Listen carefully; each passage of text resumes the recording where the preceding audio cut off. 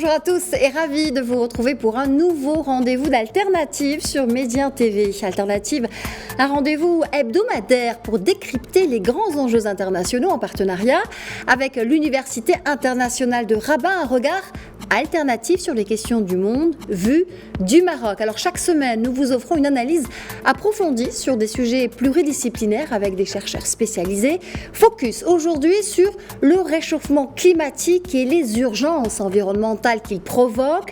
Les Nations Unies ont ouvert la 26e session de la conférence des parties à Glasgow, la fameuse COP26, un sommet considéré par beaucoup comme celui de la dernière chance. Alors nous verrons aussi si l'on peut parler d'injustice climatique en Afrique notamment, puis nous nous intéresserons à l'un des pays leaders sur ce continent en matière de diplomatie environnementale, le Maroc.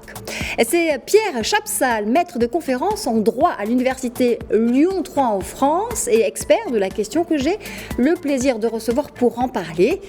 Pierre Chapsal qui a par ailleurs participé à un colloque organisé par l'UIR sur la gouvernance climatique en Afrique. Bonjour et bienvenue à vous. Bonjour, merci beaucoup. Alors dites-nous d'abord pourquoi les COP sont-elles devenues des réunions importantes ? Alors, vous avez raison de dire qu'elles sont devenues des réunions importantes parce que ce n'était pas le cas au début. Au début, c'était des réunions techniques qui mélangeaient des experts, des diplomates pour suivre l'évolution et l'application des décisions politiques qui étaient prises en matière de climat, de biodiversité, de déforestation.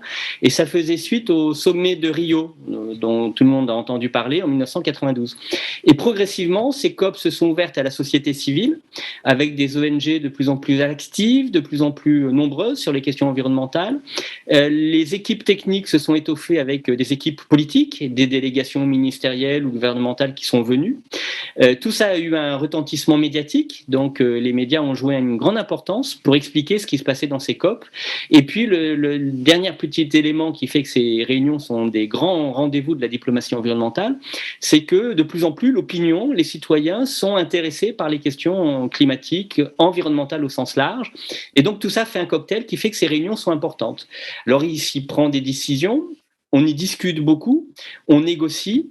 Parfois on est un peu chagrin parce qu'on a l'impression que ça avance pas aussi vite qu'on le souhaiterait, mais ça reste des grands éléments et des grands moments importants de la vie de la diplomatie environnementale aujourd'hui. D'accord. Alors, à l'origine de 4% des émissions mondiales de CO2, l'Afrique est le continent qui a le moins contribué au changement climatique, mais qui en subit pourtant les pires effets. 5 pays africains sont sur une liste des 10 pays au monde les plus affectés, selon l'indice mondial des risques climatiques établi par l'ONG German Watch. Alors, Pierre Chapsal, peut-on parler d'injustice climatique en Afrique ? Quels sont les principaux enjeux de la COP26 pour ce continent en particulier ? Alors, effectivement, on peut ressentir une forme d'injustice sur la situation africaine, même si on dit le continent africain, mais en réalité, il y a beaucoup de différences et de singularités à l'intérieur de ce continent, mais une forme d'injustice parce que tout le monde sait que c'est pas le continent qui a émis le plus et qui émet le plus de gaz à effet de serre, donc qui n'est pas le responsable principal du changement et des changements climatiques, et en même temps, c'est certainement un des continents qui en est le plus vulnérable. Il y a 3 zones particulièrement vulnérables. Il y a tout le tiers du continent, du sud du continent, il y a l'Afrique du Nord et puis il y a l'Afrique de l'Ouest. Et cette vulnérabilité, elle se traduit par une augmentation de ce qu'on appelle les phénomènes extrêmes, grandes sécheresses, grandes inondations, incendies pendant les périodes les plus chaudes avec des températures extrêmement élevées, des problèmes d'érosion du littoral très importants sur la côte, par exemple du Sénégal, du golfe de Guinée, mais aussi au Maroc, on a des exemples. Et donc, il y a effectivement une forme d'injustice. D'autant plus que, au-delà de la question climatique, il y a des enjeux politiques et géopolitiques qui vont être posés aux Africains et que les Africains vont devoir résoudre parce que ces changements climatiques affectent les ressources naturelles, les ressources en eau, la production agricole, donc à terme la sécurité évidemment alimentaire des populations. peut susciter des crises avec des phénomènes de migration climatique et des réfugiés climatiques. Donc tout ça est assez explosif. Et donc pour répondre directement à votre question sur les enjeux aujourd'hui des pays africains par rapport à ce qu'on peut attendre d'une COP ou autre, ils sont doubles.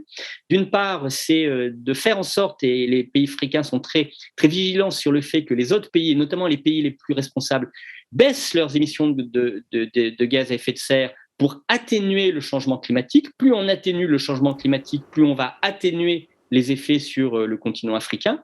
Et puis le deuxième élément, il est très important, c'est que quoi qu'on fasse, on sait que le changement climatique, il existe déjà, il est déjà visible, et il va s'accentuer dans les années à venir. Donc il y a toute une politique d'adaptation au changement climatique à mettre en œuvre, et pour ça, il faut de l'argent.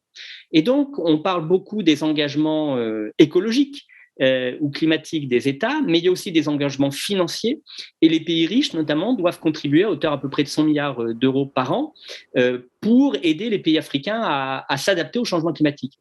Et ces sommes-là, ces budgets-là aujourd'hui ne sont pas du tout réunis. On est autour de 70-75%. Et puis, dernière petite précision, ce ne sont pas des dons. La majorité de cet argent, ce sont des prêts. Donc, ça veut dire qu'il va falloir les rembourser. Et clairement, on crée de la dette. Donc, tout ça est évidemment un sujet politique très important, très signalé, qui explique aussi la mobilisation active des chefs d'État africains. Il y en a plus d'une vingtaine aujourd'hui qui sont à Glasgow, et il y a une trentaine de pays africains qui sont représentés dans le Maroc par des délégations politiques de très haut niveau. Vous le disiez précisément à l'instant, oui, une mobilisation importante de pays africains, dont le Maroc, comme vous le citiez, le Maroc qui est effectivement présent à Glasgow avec une importante délégation de haut niveau. Ce sera l'occasion pour le Royaume de présenter ses propres engagements climatiques. Est-ce que l'on peut dire aujourd'hui, Pierre Chapsal, que le Maroc est devenu un acteur important de la diplomatie environnementale au regard de ces premiers bilans? Alors, la réponse est clairement oui, et je ne dis pas ça pour vous faire plaisir, hein. C'est parce que c'est une réalité que l'on constate. Pour plusieurs raisons. D'abord, le Maroc a évidemment à subir les effets du changement climatique comme beaucoup d'États. Donc, il a intérêt aujourd'hui à se saisir de cette problématique, de cette thématique, parce que les effets du changement climatique peuvent se révéler sur l'agriculture, sur le tourisme, évidemment, sur la pêche, donc qui sont des secteurs économiques majeurs pour le Maroc. Et puis, deuxièmement, c'est une façon aussi pour le Maroc d'avoir un attribut de souveraineté dans sa diplomatie et d'avoir eu l'intelligence et l'intuition de placer l'environnement parmi les priorités de sa diplomatie.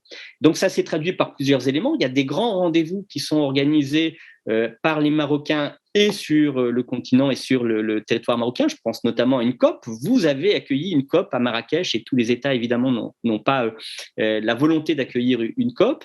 Il y a un certain nombre d'engagements qui ont été pris, vous les avez cités, et qui sont même régulièrement revus à la hausse. Et le Maroc fait partie des bons élèves.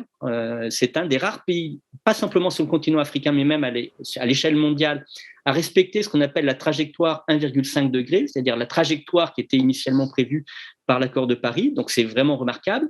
Et donc, comme c'est un bon élève, eh ben, il a raison de mettre ça en vitrine et de dire on fait des choses. Et donc, il prend des initiatives.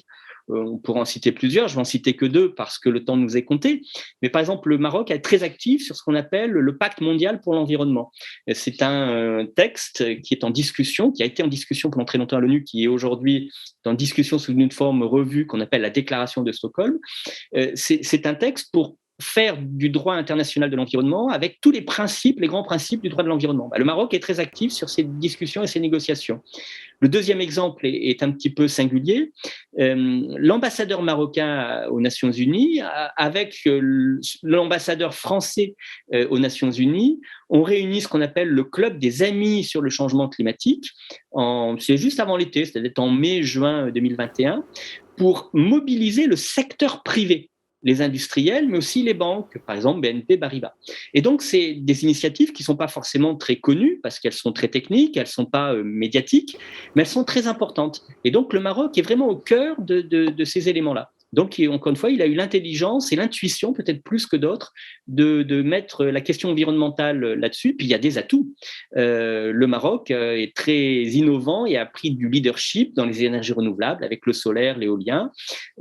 Son secteur industriel, il y a beaucoup d'entreprises étrangères implantées au Maroc avec des investissements directs étrangers qui font de la décarbonation de leur économie et de leur industrie. Donc vraiment, le Maroc a des vrais atouts encore à jouer pour accélérer et accentuer, renforcer sa diplomatie environnementale.